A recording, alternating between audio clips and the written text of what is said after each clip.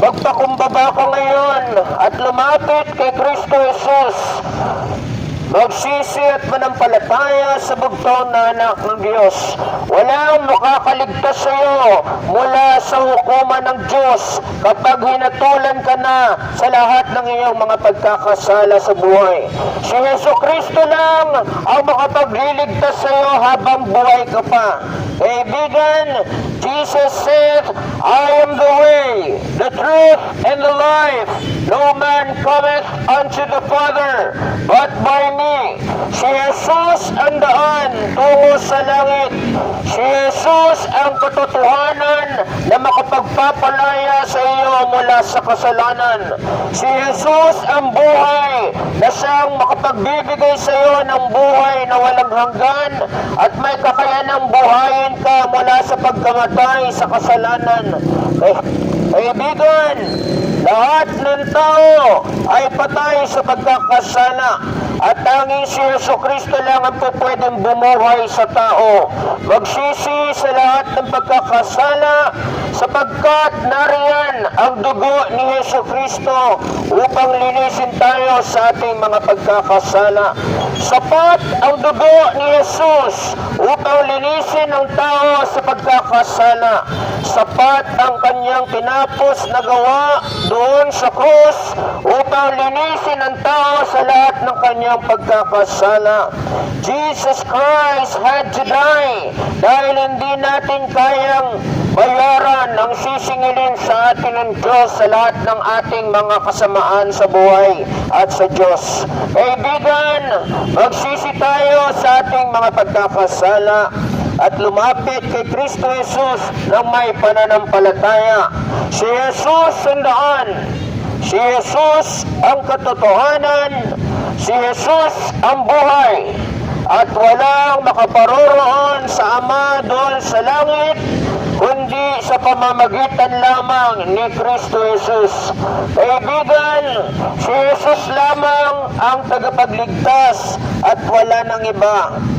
Namatay siya sa krus ng Kalbaryo, inilibing at muling nabuhay upang pagkalooban ang sinumang taong nagsisisi at nananampalataya sa bugtong na anak ng Diyos.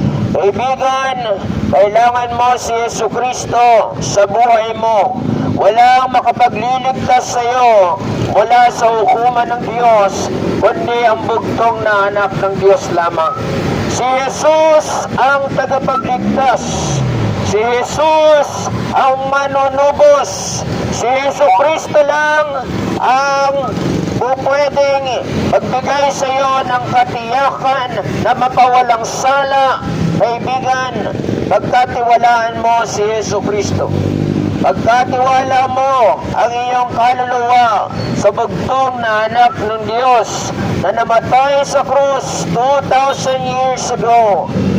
And He died on the cross. He was buried, and after 3 days, He rose again from the dead. Kaibigan, sumampalataya ka sa Panginoong Jesus.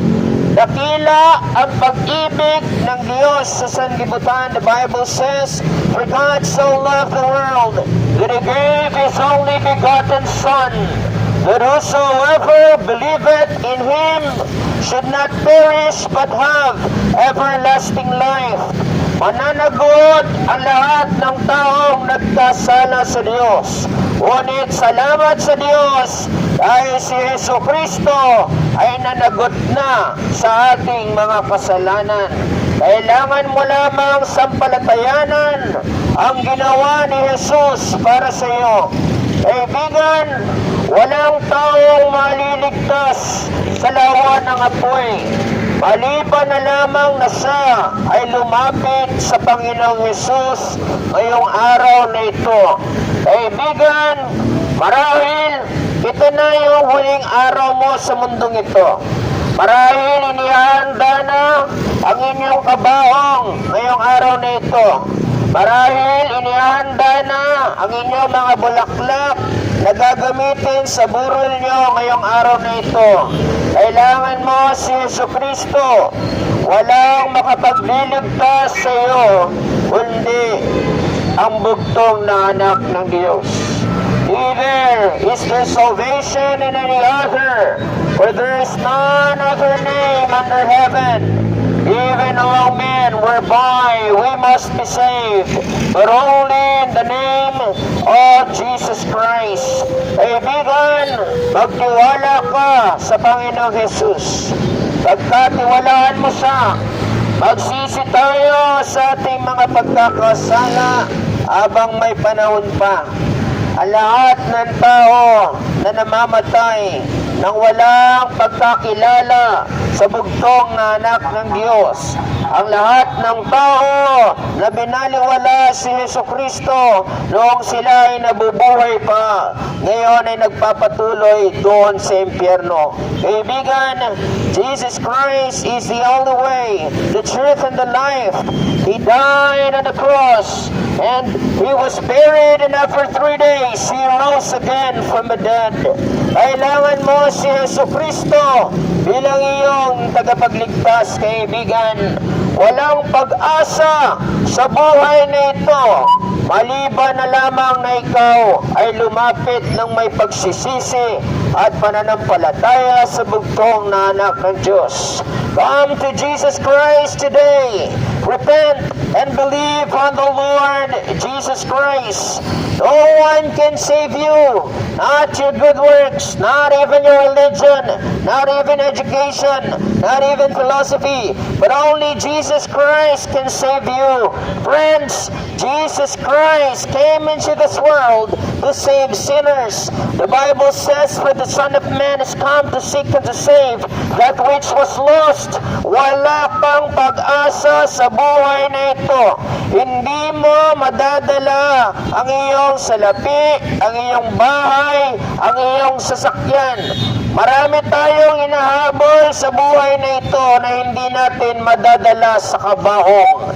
Marahil ito na ang huling araw ng iilan sa lugar na ito.